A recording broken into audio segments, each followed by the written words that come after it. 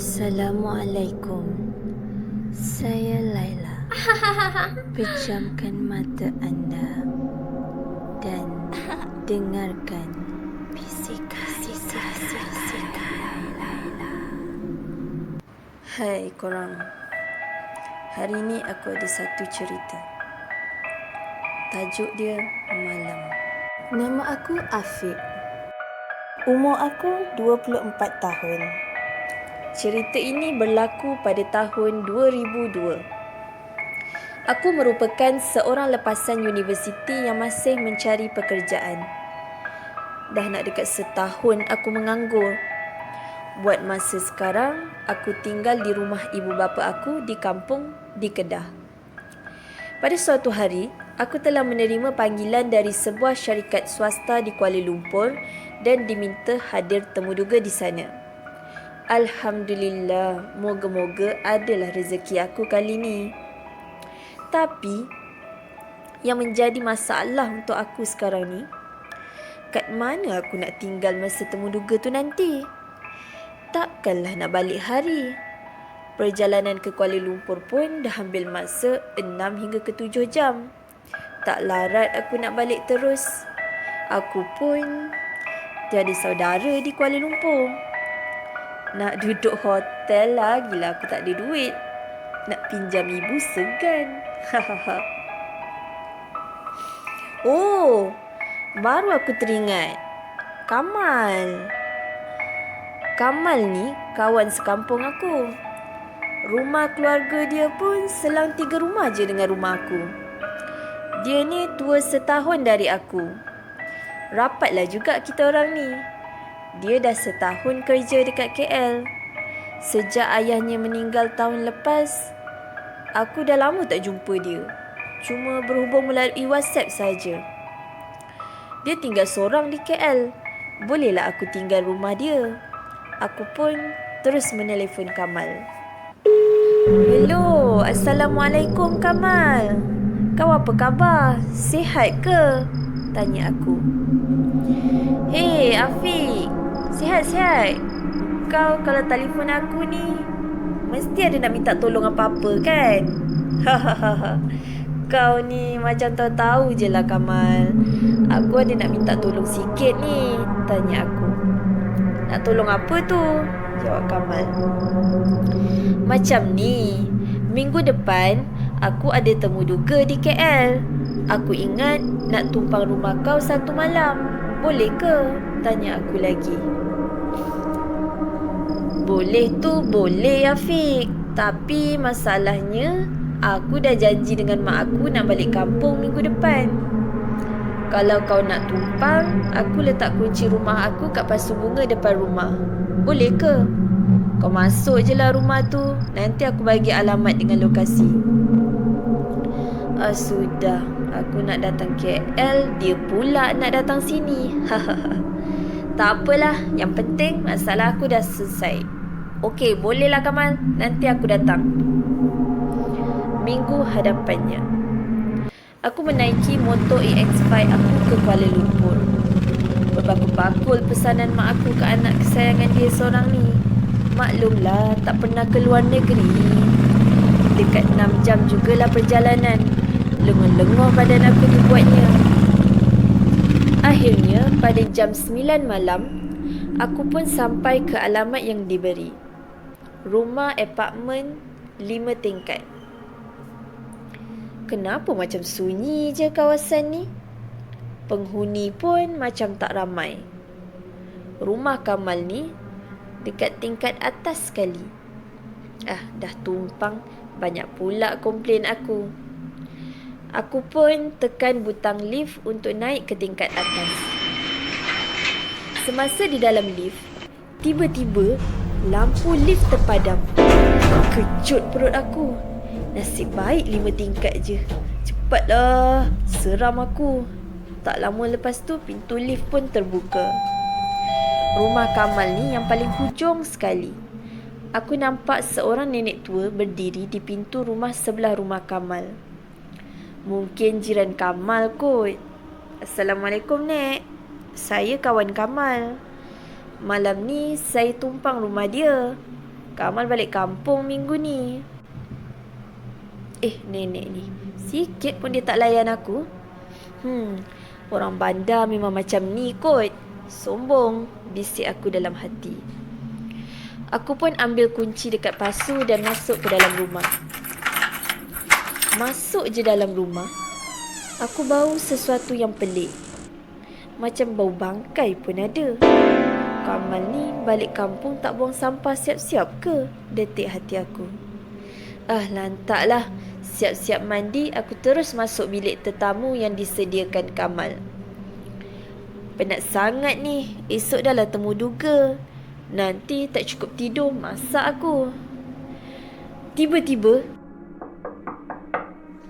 aduh, siapa pula datang malam-malam ni? Aku nak buka pintu pun seram. Takkan nenek tadi kot? Aku pergi depan dan tanya, siapa tu? Tak ada yang jawab. Siapa tu? Senyap.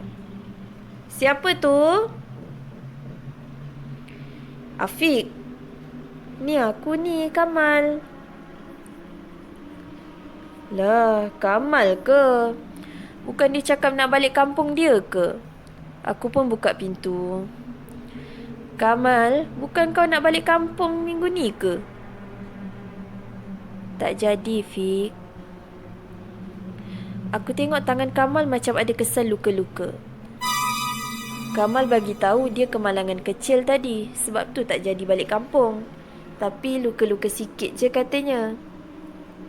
Fiq, aku penat ni. Aku masuk bilik aku dulu ya. Oh, okey Kamal. Kamal pun masuk bilik. Aku pun masuk bilik aku sambil kehairanan. Kamal ni nampak macam lain pula. Kalau ikutkan, nak dekat setahun kita orang ni tak jumpa. Kamal macam tak happy je jumpa aku. Macam tak banyak cakap macam dulu. Sepatah aku tanya, sepatah yang dia jawab. Mungkin dia penat kot. Esoklah aku sambung borak dengan dia. Tanpa sedar aku pun tertidur.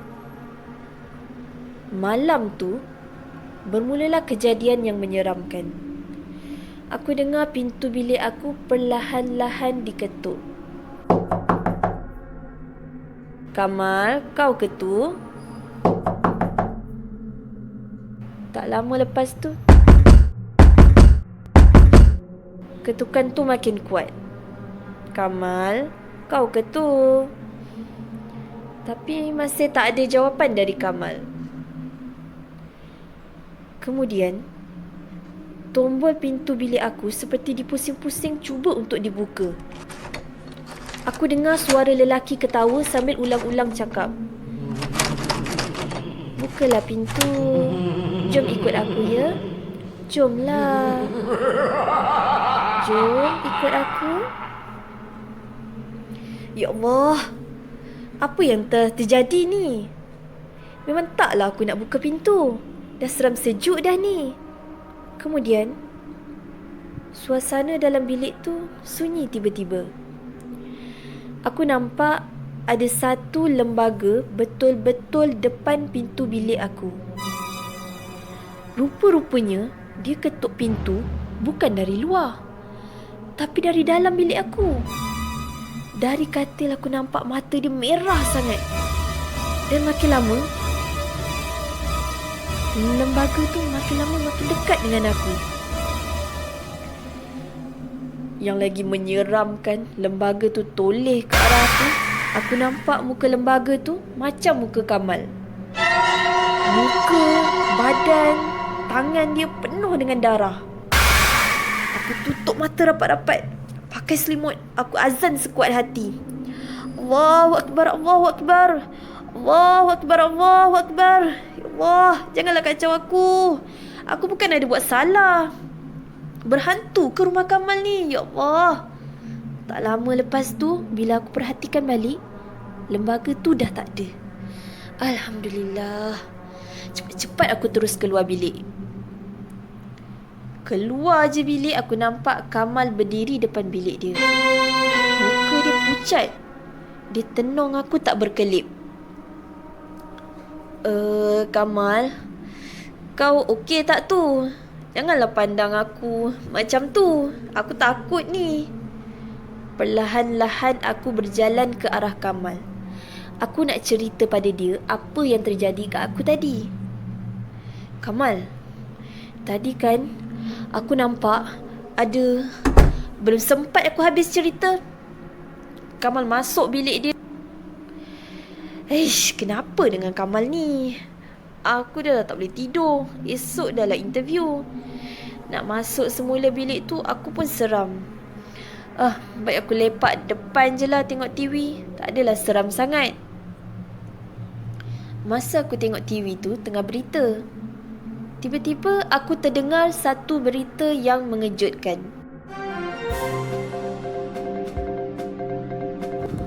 Mayat seorang remaja lelaki telah ditemui meninggal dunia dalam nahas motosikal di Seleko Jalan Haji Hashim. Mangsa dipercayai telah terbabas dan masuk ke dalam gaung. Ya Allah, kepala aku dah fikir bukan-bukan. Jalan Haji Hashim? Jalan tu lah yang akan orang lalu kalau nak ke kampung aku. Entah-entah yang mati tu Kamal. Dia kan nak balik Kedah malam ni. Aku teringat tangan dia yang berdarah dengan perangai pelik dia tu lagi. Mungkin juga gangguan-gangguan aku tu ada kaitan dengan semua ni. Aku rasa macam nak lari je dari rumah tu. Sabar. Mungkin tu andaian aku je kot. Tantah yang mati tu bukan Kamal. Aku pun buka pintu bilik dia perlahan-lahan.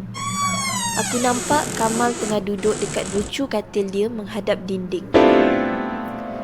Aku dengar suara dia menangis-nangis minta maaf. Seram sejuk dah aku. Aku beranikan juga diri datang dekat dengan dia.